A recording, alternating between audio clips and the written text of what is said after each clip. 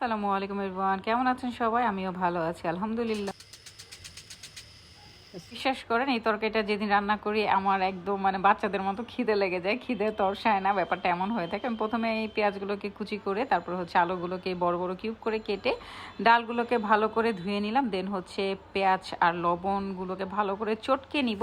চটকে নেওয়ার পরে এখানে আমি 4টা ডিম দিয়ে দিব। 4টা ডিম দেওয়ার পর ভালো করে ফেটে নিব। আজকে রান্না করতে যাচ্ছি মসুরের ডাল ডিম আলু দিয়ে তরকারি, একদম শর্টকাট। যেদিন আপনারা মারতে ইচ্ছা করবে সেদিন এই তরকারিটা রান্না করে ফেলবেন। আমি এখানে বড় একটা টেবিল চামচের 1 চামচ পানি দিয়ে দিলাম, যেন ডিমগুলো একদমই ভেঙে না যায় ভাজার সময়। এই যে এখানে আমি প্যানে একটু তেল দিয়ে তারপরে ডিমগুলোকে এখন পাটিসাপটার মতো করে ভেজে নিব। আর এই তরকারিটা কিন্তু আপনারা ডিমটাকে পাটিসাপটার মতো করেই ভেজে নেবেন। চাইলে আপনারা টুকরা করেও নিতে পারেন, চাইলে আপনারা আস্ত করেও ভেজে খেয়ে নিতে পারেন, আপনাদের ইচ্ছা।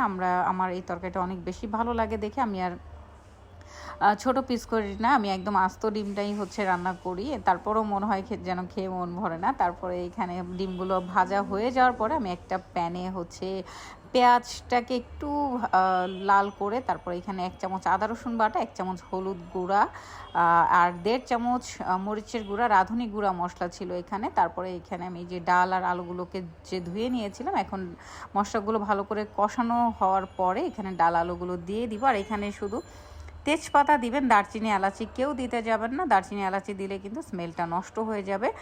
স্মেল নষ্ট হয়ে গেলে কিন্তু খাওয়ার স্বাদটা একদমই বুঝবেন না, রাইট?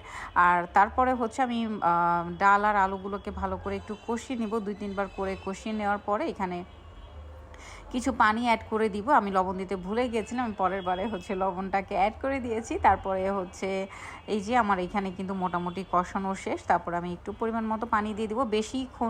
বেশি পানি দেওয়া যাবে না, বা একদমই ফুল সিদ্ধ করা যাবে না, তাহলে কিন্তু তরকারি একদম পুরো পাতলা ডালের মতো মনে হবে খেতে।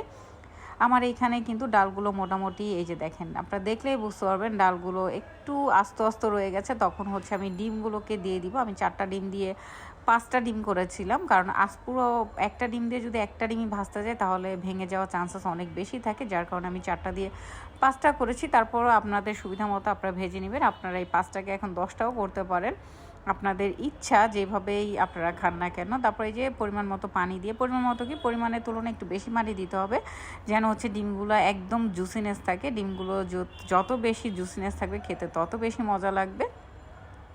আমার কিন্তু তরকারিটা একদম রেডি হয়ে গেছে। আর বিশ্বাস করেন এই তরকারিটা যেদিন রান্না আমি আমার 2 মেয়ে একদম পেট ভরে ভাত খাই, মজা করে ভাত খাই লিটারেলি। যখন আমাদের মাছ মাংস খেতে খেতে আমার বিরক্ত হয়ে যায়, তখন আসলে এই তরকারিটা